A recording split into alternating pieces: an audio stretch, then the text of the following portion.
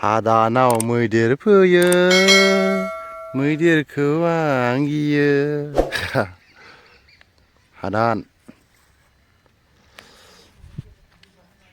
दाखुवा हादान नै जोंना प्रेक्टिसाव जायो नै दाखुवा हादानावसो जायो जोंना नै लाबा नै बन माखाया मेरला नै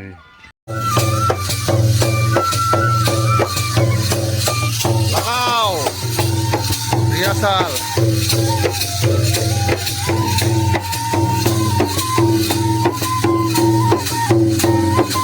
होखाव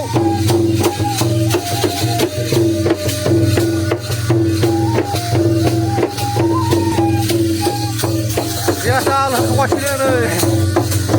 सोरबा नांगौबा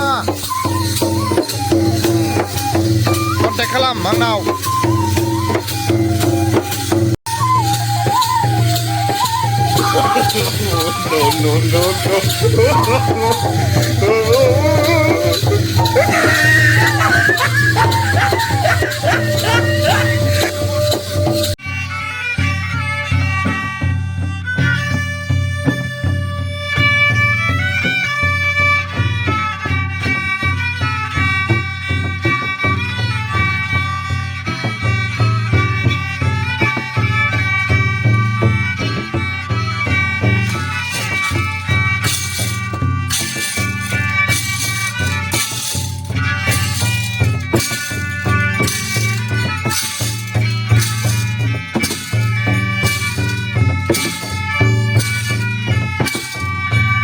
दाख्लै साहित्य सभा जानाय मोनफैबाय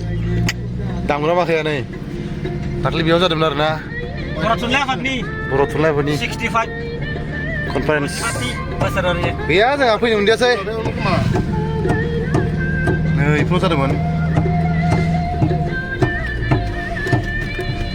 बे फरायसालियाव लानाय खोमालै जाखांनायावसो जोंहा बागुरुम्बा मोसाहैनानै गैया आन्दायलाजोबदों गासिबो बेयाव आंबो फैनो मोनासै गैया जोंहा फैनो मोनगौमोन आङो बिलेगेट दंमोन ओमफ्राय नै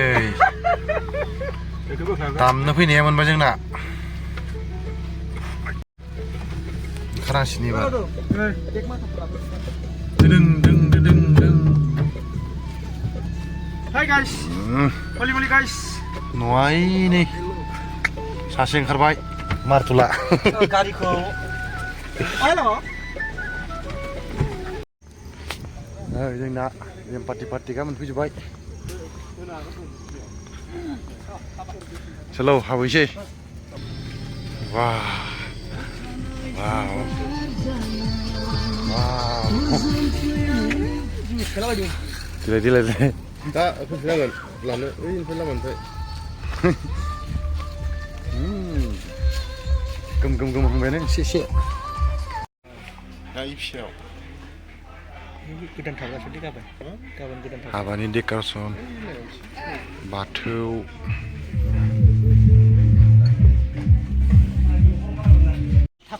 बिजनियाव बेरायफैलाबाय दामग्रा माखाया बिजनिनि फोथार नायदों मार मोजां दै बोदों सिथिखिनि मोनायाव जानायबा बेयाव जम फैबाय थागौमोन आं नास्रायफोर दावखोनायखौ हाबायाबो नो गारि नुहुरनायावनो बैग्रिया जा मोजां दङ थाइनैसो जानोसै नामा बैग्रिखौ नै बैग्रिया आयौ जाथाव हनै सासेया ओइ मालाय गामियाव हे